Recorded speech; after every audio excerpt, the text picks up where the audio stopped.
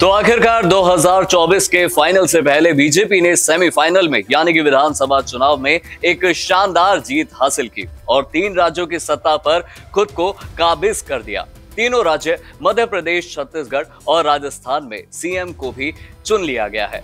अब आज हम आपके साथ खास बात करने के लिए आए हैं राजस्थान के बारे में, क्योंकि इस राज्य को संवारना कहिए कि बीजेपी के लिए काफी ज्यादा मुश्किल साबित हो सकता है। ऐसा हम क्यों कह रहे हैं, इसके पीछे की इनसाइड स्टोरी भी हम आपको बताने वाले हैं।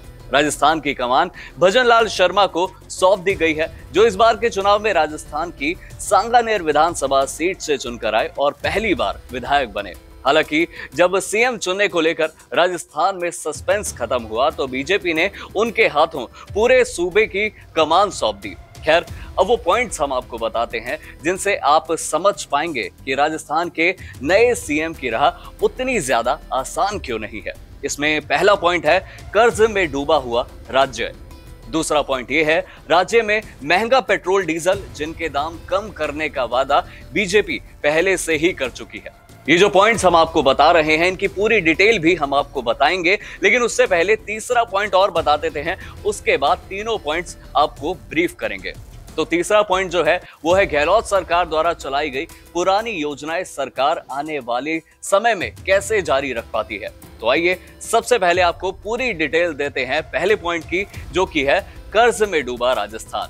भजन लाल शर्मा को एक ऐसे राज्य की जिम्मेदारी मिली है जो बुरी तरह से कर्ज में फंसा हुआ है। हाल ही में आरबीआई की एक रिपोर्ट सामने आई थी जिसके मुताबिक राजस्थान का कर्ज 2022 से 23 में बढ़कर 5,37,013 करोड़ रुपए हो गया है। अप्रैल से लेकर अगस्त महीने तक यानी कि 7 महीनों में ही राज्य सरकार ने 12,288 करोड़ का कर्ज लिया था। पिछले साल ये कर्ज का आंकड़ा 45,809 करोड़ रुपए था। इसके अलावा आरबीआई की ओर से वित्त विभाग को लिमिट से ज्यादा कर्ज न लेने की चेतावनी भी जारी हो चुकी है। ऐसे में राज्य को कर्ज के इस दलदल से निकालना नए सीएम के लिए बिल्कुल भी आसान तो नहीं हो सकता।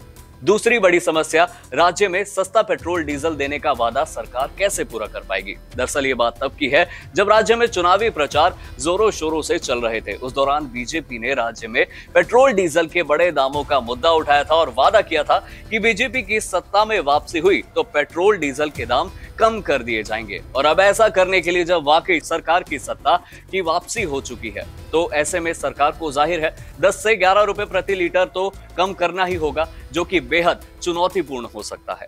तीसरा पॉइंट और एक बड़ा मुद्दा कि बीजेपी राज्य में कैसे पुरानी योजनाओं को जारी रखेगी। दरअसल राज्य पर बड़े कर्ज की एक वजह सरकारी योजनाओं पर किए गए खर्च को भी माना जा सकता है। चुनाव से पहले पूर्व मुख्यमंत्री अशोक गहलोत ने मुफ्त बिजली योजना की शुरुआत की थी, जिसके बाद से हर महीने घरेलू उपभोक्ताओं को 200 यूनिट और किसानों को 2000 यूनिट बिजली फ्री दी जा रही थी। इस योजना के चलते सरकारी खजाने पर 7,000 करोड़ का वार्षिक कर्ज चढ़ रहा है। इसके अलावा बिजली कंपनियों को भी काफी ज्यादा नुकसान हो चुका है। इतना ही नहीं, चिरंजीवी स्वास्थ्य बीमा योजना और बढ़ी हुई वृद्धावस्था पेंशन, इन योजनाओं को भी आने वाले समय में सरकार को जारी रखना होगा। इन सब के अलावा राज्य में महिलाओं के साथ बढ़ रहे अपराध के मामले और पेपर लीक की बदनामी जैसी चीजों से भी जूझ रहा है राजस्थान, जिसके लिए सरकार को ठोस कदम उठाने होंगे।